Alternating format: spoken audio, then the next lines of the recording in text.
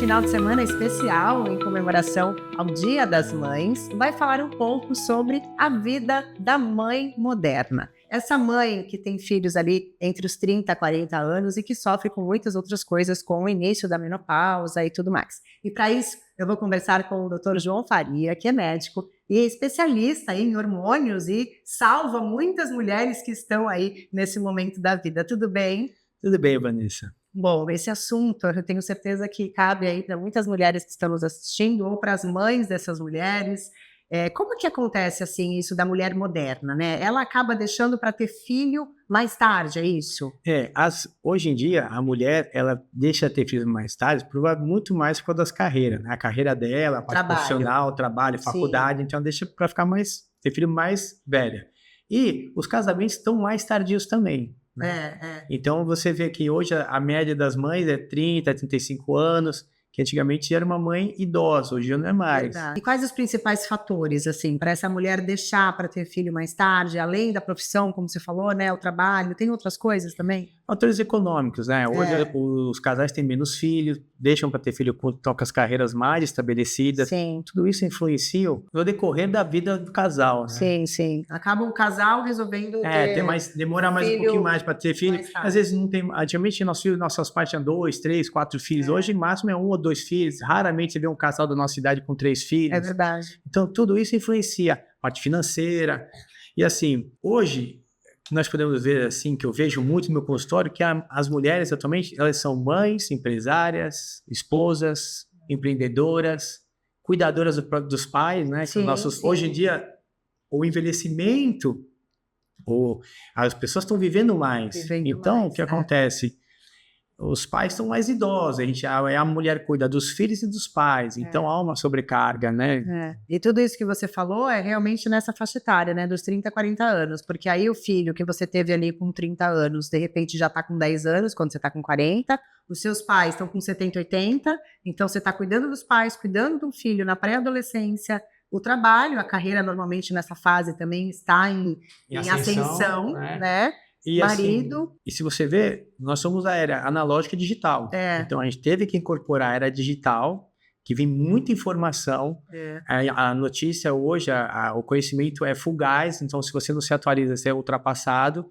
Isso me sobrecarrega, né? Sim. A gente tem que estar sempre atualizado. A gente se cobra, né? Não, e assim, os nossos filhos estão atrás da gente, então eles questionam isso, né? Então você tem que estar atualizado até para conversar com eles. Mexer no celular hoje em dia, mexer no Instagram, você fiscalizar o Instagram dos teus filhos, né? A rede social dos filhos, que hoje em dia tem que fazer tudo isso. Claro. E a mãe, hoje em dia, se não souber fazer isso, ela é enganada, né? Então tudo isso é muito perigoso, né? E é um certo desespero, né? A gente acompanhar tudo isso, eu até como mãe, mulher, inclusive nessa faixa etária, até um pouquinho mais, tá?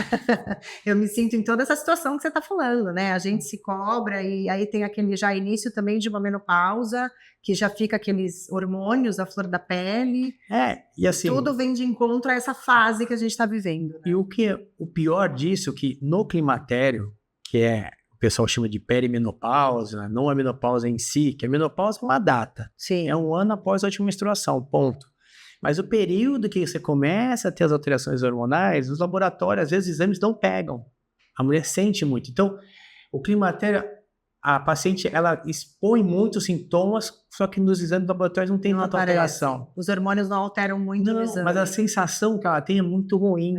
Primeiro começa a ter alteração de sono, a memória começa a ficar muito alterada, a irritabilidade, libido cai, mais a sobrecarga, e ela não consegue descansar, ela precisa estudar, precisa cuidar. Então vira uma bola de neve. Nossa, respira e vai, né, gente? O que a gente precisa? É entender, é escutar a paciente, sem ter paciência, sentar, ficar 1 hora conversando, para ver o que está acontecendo e tentar ajudar. A gente não pode ficar de braço cruzado para sua paciente. E tem o que fazer? No sentido do quê? Vitaminas, hormônio, o que a gente tem que ver o que está acontecendo com ela, né? A gente tratar os sintomas dela com a queixa de cada paciente. Às vezes a fadiga pode ser falta de vitamina, B12, vitamina D, a ingesta de proteína não está adequada, os hormônios podem começar a dar umas alterações, você começa a tratar essa parte hormonal, às vezes melhorar a qualidade de sono da pessoa, às vezes uma substância natural, alguma coisa como a higiene do sono, evitar celular até depois das 10 horas, Sim. evitar tomar café após as 18 horas, algumas medidas terapêuticas já ajudam. Às vezes você entra com uma medicação para ajudar no sono também. Às vezes não precisa ser uma medicação em si, mas um fitoterápico, uma coisa mais natural, para tentar fazer o sono reparador da pessoa. Que ajuda muito. Uma das coisas que ajuda demais o sono, ajuda demais na fadiga, é a atividade física. A atividade física regular, as pessoas pensam, vou ficar mais cansado, eu tô cansado e não vou treinar. Se você treina, você vai te dar, você fica melhor, te dá mais energia. Tem muito paciente meu que vem assim, olha, eu vou fazer uma competição, então vou começar a treinar. Mas a pior competição que tem é a vida. É verdade. Então, você tem que treinar pra vida. A gente tem que treinar pra gente viver melhor. Porque quando a mulher começa a treinar, ela melhora o perfil lipídico dela, independente se ela tá entrando na menopausa ou não. Porque o estrógeno é um fator protetor cardiovascular da mulher. Quando ela começa a entrar, a diminuição dos hormônios, entrando na menopausa, ela perde essa proteção. Perdendo a proteção cardiovascular dos hormônios e com o estresse do dia a dia que a mulher hoje mantém, a chance de ter um evento cardiovascular é muito alto. Então, dessa faixa etária também. E as mulheres que têm esse problema, normalmente, é grave. Se você infarta com 50 anos, é diferente de infartar com 70, 80, onde você tem uma circulação colateral mais estabelecida. Tudo isso é importante. E algumas alterações, por exemplo, se a mulher está muito cansada, hoje tem muita coisa que elas ficam usando, por exemplo, pré-treino. Tô cansado, tomo um pré-treino. Tô cansado, tomo um café. Só isso já aumenta a frequência cardíaca, aumenta o risco cardiovascular. Porque a informação está muito fácil na internet. Você está com fadiga, eu tomo um pré-treino para dar energia. Aí toma um remédio. O que mais tem na internet são essas receitinhas milagrosas, né? E essa mistura de tudo começa a dar problema. A foto, aí você vai numa academia, eu tô tomando uns comprimidos que tá me dando força. Às vezes nem sabe o que é e pode ser um anabolizante. Exato, Então, isso tudo influencia. E alguns anabolizantes pioram muito a parte cardiovascular, mas muito. Então, toda reposição hormonal, tudo que você for fazer, tem que fazer acompanhamento médico. E seguimento médico. A Vanessa de hoje não é a mesma que vai ser ano que vem. Então, cada ano que você vai mudando os seus níveis hormonais, o teu nível de treinamento, o teu nível de estresse, a gente vai adaptando o tratamento conforme você precisa. Não há receita de bolo. Hormônio mínimo não é mais. Qual é a dose boa para Vanessa? É a menor dose que tira os sintomas que você está sentindo.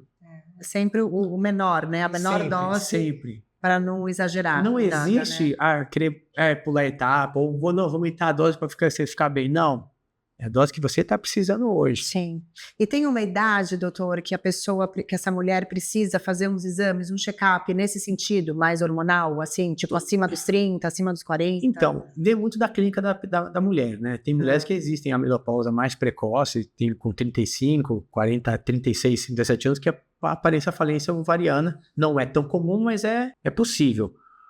A partir dos 40 anos é mais comum a gente começar a pedir o perfil hormonal todo, um Doppler de carótida, ver como está a perfusão no sangue, né? Se tem alguma plaquinha de gordura que possa ser um indício de doença de ateromatose, porque começa a diminuir os estrógenos. Sim. Então, tudo isso tem que ser investigado em cada paciente.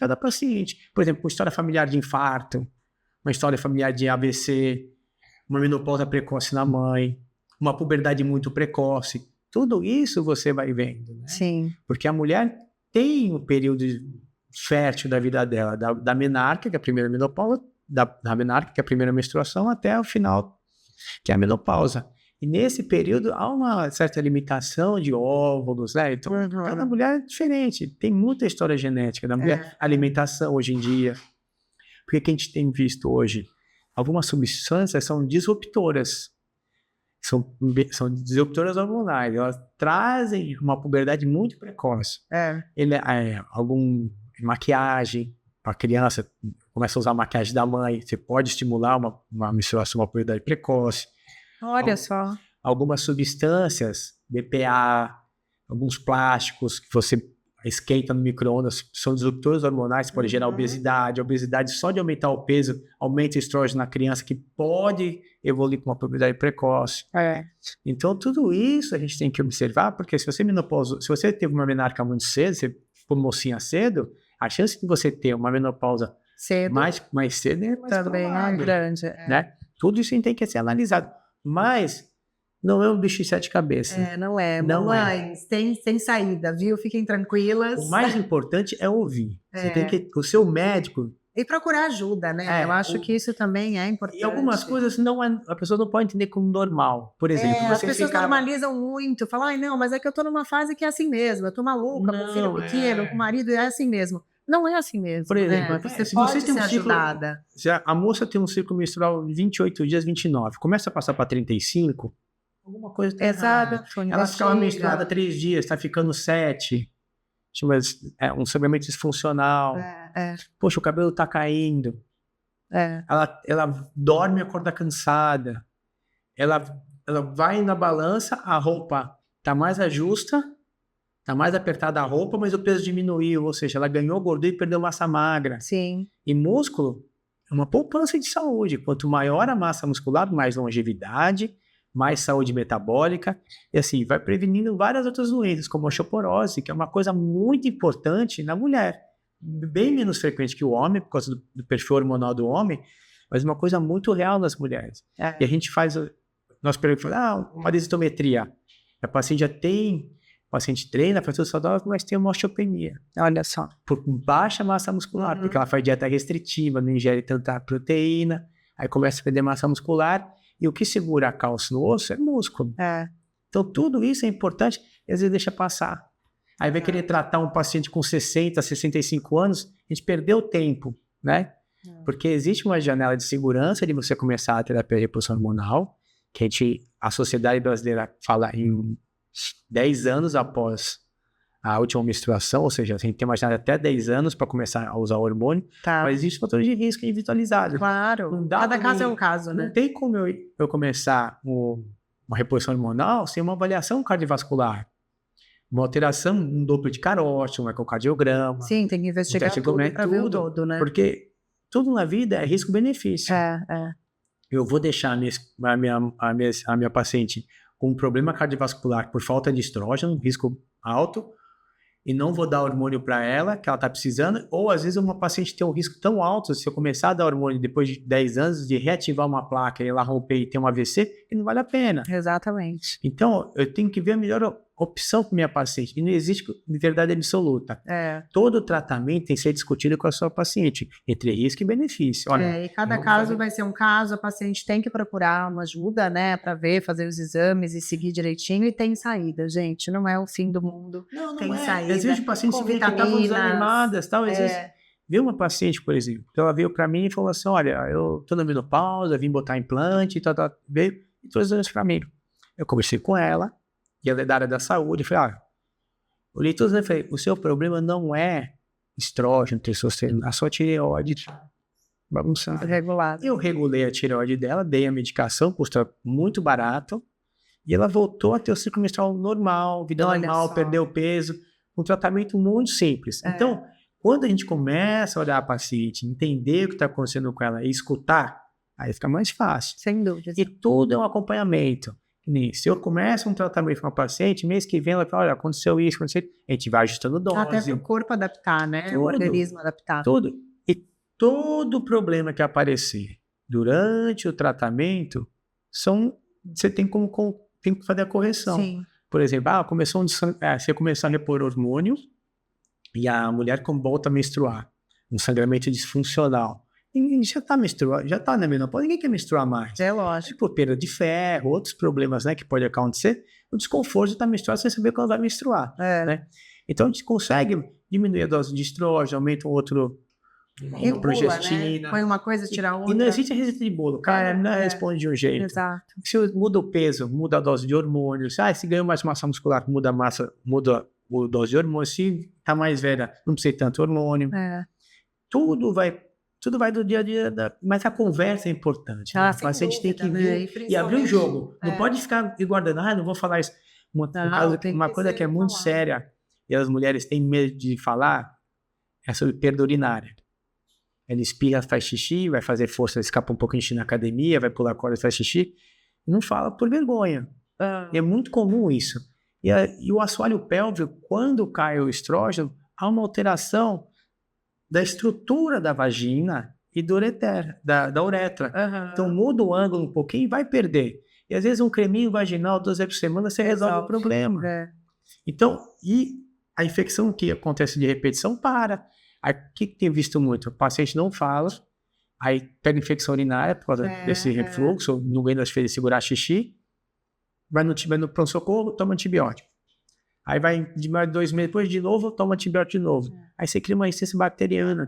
Que não é bom. Aí são infecções, aí você vê medicações que eram super boas para infecção urinária, ciprofloxacina. Não fazem efeito, mas... Tudo bactéria resistente. Então, o tratamento é esse? Não, você tem que diminuir a causa física, local, é uma aquisitura. ali, né? É uma matemática, uma coisa que você tem que fazer através de muita conversa, né? Conversa, e consegue chegar num diagnóstico específico para cada pessoa. E quanto mais a paciente traz informação, mas tem que falar tudo, melhor. Exato. Ai, às 8 horas da noite eu quero comer um docinho, eu quero impulsão. Ou tudo que ela for falar, ninguém vai brigar. Exato. A pessoa diz, se eu falar para o meu médico, não, pelo contrário, eu vou tentar achar uma solução. Vamos adaptar, e assim, colocar de repente esse docinho aí, mas de repente de uma outra forma. E ninguém é perfeito, todo mundo erra. A gente tem que achar o que cabe para sua vida. Exatamente. É que eu falo para os pacientes, existem 4 saúdes: física, mental, espiritual e financeira. Tem que estar o equilíbrio. É verdade. Não adianta passar um tratamento que custa muito caro, que a paciente vai passar o cartão de crédito e não vai dormir pensando na fatura para pagar. Então esse conjunto, essa interação de falar a verdade para o médico, olha, esse mês não dá, não tem percalço assim, e tenta achar alguma solução. E pensar junto, olha, vamos fazer em gel, vamos fazer implante, vamos fazer via oral, alguma coisa a gente consegue ajudar o paciente, mas se não trouxer o problema para mim, eu não consigo ajudar. Exatamente. Não pode ter vergonha, tem que vir falar tudo. Perfeito, doutor. Obrigada, viu? Um beijo para todas as mães aí e muito obrigada.